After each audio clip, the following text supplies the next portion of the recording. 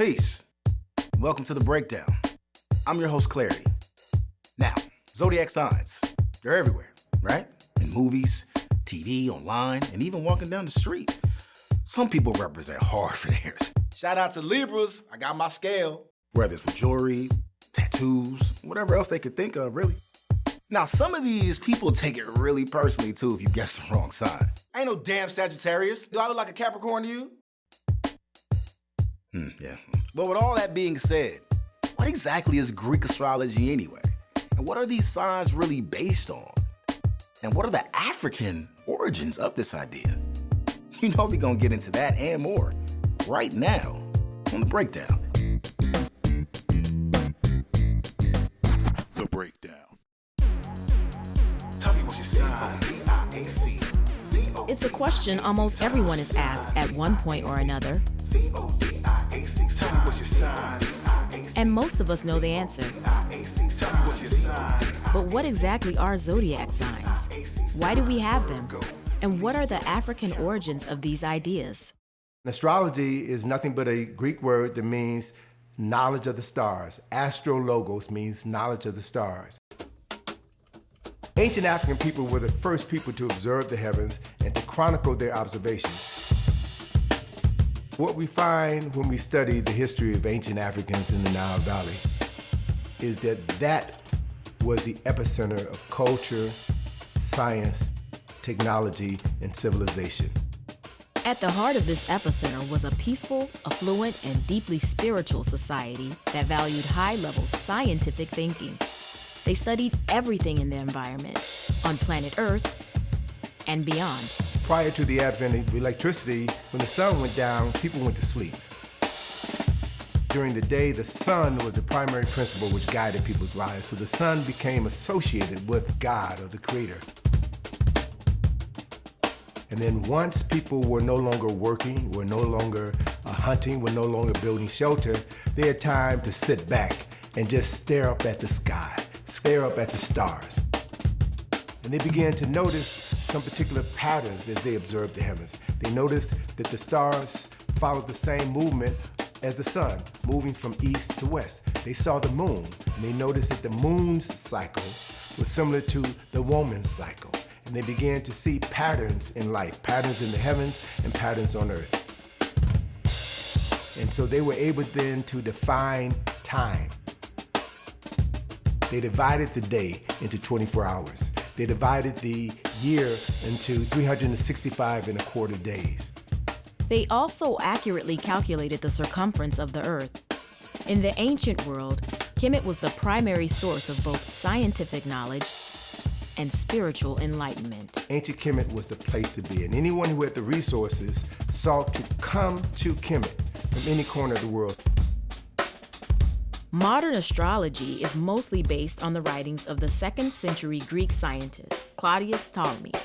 His 4-volume work, the Tetrabiblos, represented everything the ancient Greeks knew about astrology. And ancient Greece was the foundation of advanced scientific and spiritual thought throughout Europe. But like his predecessors Socrates and Pythagoras, Ptolemy spent decades in Kemet studying at the feet of African scholars. Because thousands of years before the existence of Greece, Africans in the Nile Valley were the fathers and mothers of advanced scientific and spiritual ideas and practices. These African people birthed writing, mathematics, philosophy, art, medicine, architecture, and advanced sciences like biology, chemistry, and astronomy. So the Greeks came, the Romans came, the Hebrews came, and many of these groups came without knowledge of science, philosophy, or religion, but based on their interactions with the indigenous African scientists and priests and priestesses, they then left the Nile Valley with the foundation upon which they could create their way through the world. Most visitors to Kemet were humble, students grateful to be taught by the masters and return to their homelands to share what they had learned. But others, like the Greek general Alexander of Macedon, were not satisfied with merely receiving knowledge from Kemet. Instead, they wanted to control the entire African civilization. So after more than 3,000 years of relative peace and prosperity, Kemet was invaded and overtaken by Greece. They renamed it Egypt. and thousands of years of African knowledge was taken under European control. The Greeks became the inheritors of the science, of the architecture, of the art, of the astronomy. So when we think of astrology, when we think of people's astrological signs, that is rooted in some real science. And with the Greeks' limited understanding of the African high science, they then tried to decipher it as best they could. So this high African astronomical science became, to the Greeks, astrology. All the Greeks did was copy what they saw in Africa.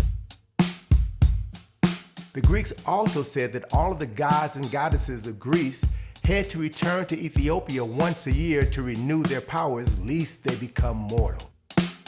So once you have this historical framework, you can then go back and look at the Greek gods and break them down to their African original prototypes.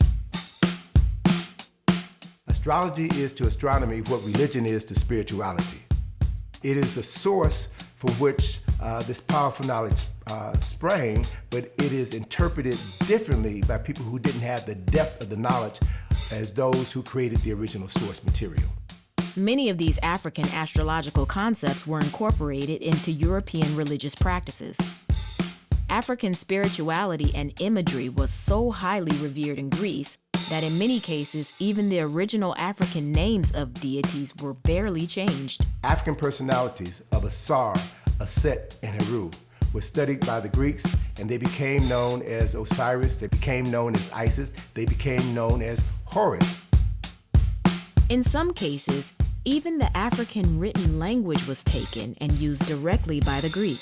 For example, the zodiac symbol for Greek water-carrying god Aquarius is the exact same unchanged symbol for water as written in the ancient African language called Medu-Neter, or what the Greeks called hieroglyphics. And with their limited understanding, they tried as best they could to delve into the minds of these ancient Africans. Popular motifs borrowed from ancient Kemet include images of Ma'at, a Neter or deity who took the form of scales and governed fairness and balance. Another popular image was the Neter Asar, often depicted as a bull. Shu and Tefnut were divine twins. Serket was a healer who could cure the sting of a scorpion and was often depicted with one on her head. The circular zodiac at the Temple of Het-Heru in Dendera, Egypt, contains the Greek versions of these ideas, along with their original Kemetic inspirations, several of whom are concepts the Greeks would have encountered only in Africa. Leo the lion, for example, is a species which is not native to Greece, but is native to Africa. On the outer part of that zodiac, in the ceiling of the Temple of Het-Heru, there you have the zodiac symbols that we're most familiar with. Those are the Greek, but on the outer part, you have the Kemetic zodiac. And those are the ones that, unfortunately, many of us don't know. And you'll see the circular zodiac, but there are 6 of the zodiacs throughout this temple, so that lets us know that it had a great connection with the early astrophysicists who were actually mapping out the stars. After all, the temple does go back to the Shemsu Heru. They laid out the whole Giza Plateau based off of their observation of the cosmos. We see the zodiac as well. See Scorpio, so see the Centaur, Sagittarius. These are the Greek signs. These are not the Kemetic signs. Because why is it Greek now? Because they usurped it. So how does the person of African descent approach the Greek zodiac differently once they learn the Greek ideas came from African people in the first place? We can now stand on the knowledge of our ancestors, which is what we're doing right now by reclaiming the knowledge of the Nile Valley and associating the Nile Valley with Africa. It is the oldest presence of science, history, culture, knowledge, and philosophy of any people on the planet. That is our African heritage. That is our legacy. We are connected to over 10,000 generations of African greatness. That knowledge resides in you. Mm-hmm. People of African descent have the longest, richest history of any group of people on planet Earth. By studying our own history, we can find out many of these answers about ourselves that we've been searching for. And we can also recognize our ancestors' work when we see it. But that's it for now. I'm Clarity, and I'll see you next time on The Breakdown.